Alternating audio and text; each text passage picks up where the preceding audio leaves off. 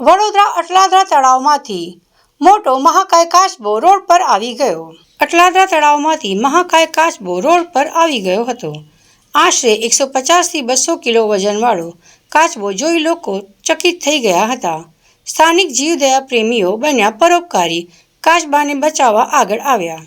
સાવધાનીપૂર્વક પાછો તળાવમાં છોડવામાં આવ્યો હતો મહાકાય કાચબો. કમોસમી વરસાદે કાચબાને તળાવમાંથી બહાર લાવી દીધો હતો.